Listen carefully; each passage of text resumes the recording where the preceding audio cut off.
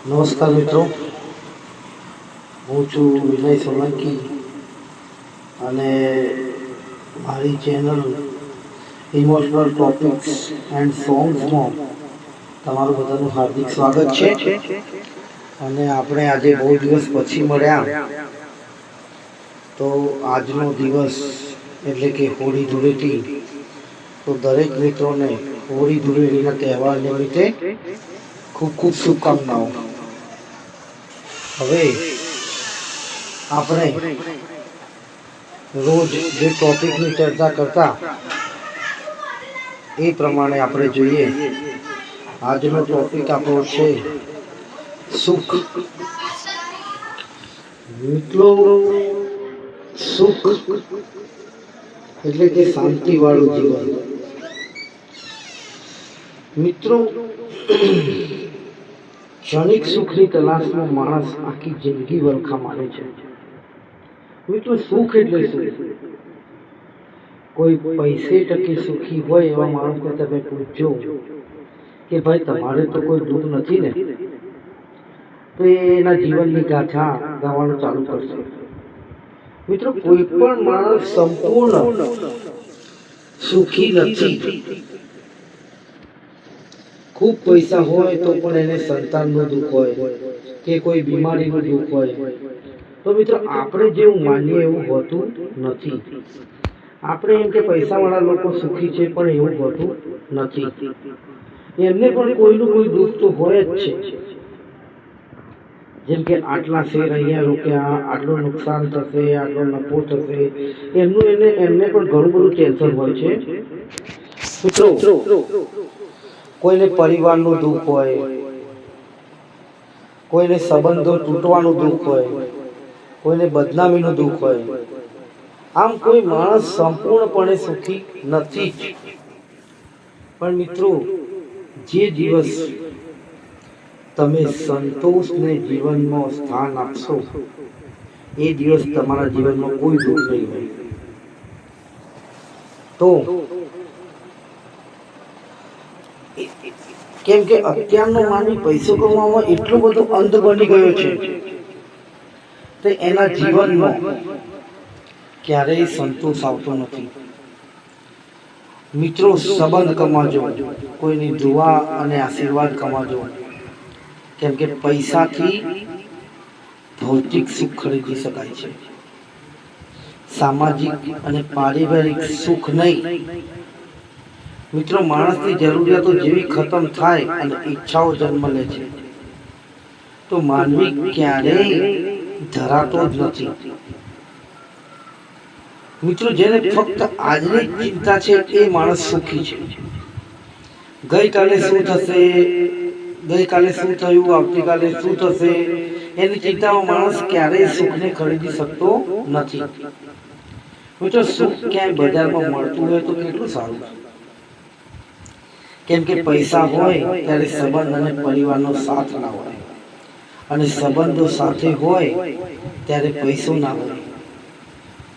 મિત્રો, તમે આંખ બંધ કરીને શાંત ચિત્તે વિચારજો કે જે મજૂરો દૂર દૂરથી પૈસો કમાવા માટે પોતાનું વતન છોડી અહીંયા આવે અને નાનકડા ઘઉંના પૂરા અને વાંસની લાકડીઓ એકઠી કરી એક નાનકડું ઝૂંપડું બનાવે અને ઠંડી, ગરમી, વરસાદની સિઝનમાં એવા છાપરામાં રહે, છતાં પણ એક સુખનો અનુભવ કરે છે. એમના બાળકોને માનસિક અને શારીરિક રૂપે મજબૂત હોય છે. એમના બાળકો, તમે જોજો કે કોઈ મજૂર એના બાળકને લઈને દવાખાને આવ્યો હોય એવું ક્યારેય બનતું નથી. કારણ કે શરદી, ખાંસી અને તાવની તો એ લોકો કોઈ દિવસ દવા જ લેતા નથી. એ તો સૂર્યનો તડકાથી જ સાજો થઈ જાય. મિત્રો, માનસિક શાંતિ એક પ્રકારનું સુખ જ છે. એક કરોડપતિ બાપના ઘરમાં પૈસાની કોઈ કમી નહોતી. સાંભળજો મિત્રો, વાત છે, એક કરોડપતિ બાપના ઘરમાં પૈસાની કોઈ કમી નથી, પણ દીકરો અને વહુ વચ્ચે નિરંતર ઝઘડા થાય. આખરે છોકરો કંટાળી નશો કરે મિત્રો ખૂબ પૈસા હોવા છતાં ઘરમાં સુખ નથી. મિત્રો એક ક્લાસ 1 ઓફિસરનો એકનો એક દીકરો દેશી દારૂ અને જુગારના રવાડે ચડ્યો. શું કરવાના રૂપિયાને?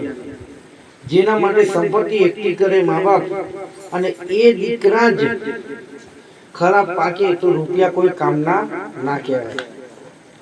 મિત્રો માનસિક શાંતિ જીવનમાં ખૂબ જ જરૂરી છે અને એ જ સુખની નિશાની છે. મિત્રો દૂર દૂર સુધી લોકો સુખની તલાશમાં નીકળી પડે છે પણ સુખ મળતું નથી. જીવનમાં સુખ મળતું નથી. દિવસમાં 2 ટાઈમ અનાજ ખાવા માટે નસીબમાં મળે એનાથી વિશેષ બીજું કંઈ નથી. મિત્રો સુખ પામવાની લાલચમાં માણસ ખોટો રસ્તો અપનાવતા પણ અચકાતો નથી. તો મિત્રો યાદ રાખો, કુદરત કોઈને છોડતી નથી. એક છોકરાને ડોશીબાએ 500ની નોટ આપી કહ્યું, બેટા મને 500 ગ્રામ તેલ, 1 કિલો ખાંડ અને મીઠાની કોથળી લાવી આપ. ડોશીબાને ઓછું દેખાતું હતું તો એ છોકરાએ લાવી આપ્યું અને કહ્યું કે બા પૈસા પૂરા થઈ ગયા. બાએ કહ્યું કંઈ વાંધો નહીં દીકરા, કેમ કે બા 500ની નોટને 100ની નોટ સમજ્યા હતા. તો મિત્રો એ છોકરો જેવો સાયકલ લઈને જતો રહ્યો, એની સાયકલના બંને ટાયર ફાટ્યા અને બંનેના ટાયર ટ્યુબ જતા રહ્યા. તો નવા નખાવ્યા અને 300 રૂપિયા ખર્ચ થયો. તો મિત્રો કહેવાનો અર્થ કે એક ક્ષણિક સુખ માટે તમે કોઈ ભોળા માણસ જોડે છેતરપિંડી કરશો નહીં અને કરશો તો તમને કુદરત નહીં છોડે. મિત્રો સાચી મહેનત અને સાચી દિશા અપનાવજો, સબર રાખજો. કુદરત ગમે તેટલી પરીક્ષા કરે પણ અંતે જીત તો સત્યની જ થાય છે. તો સુખ મેળવવા માટે કોઈ દિવસ શોર્ટકટ અપનાવતા નહીં. शायरी, जीवन भर सुख की तलाश करने वाले इंसान कभी अपने अंतर मन में झांक कर देख, अंदर से तू कितना अकेला है. सुख की तलाश अपने भीतर कर, चांद भी तुझे जमीन पर दिखाई देगा और चेहरे पर की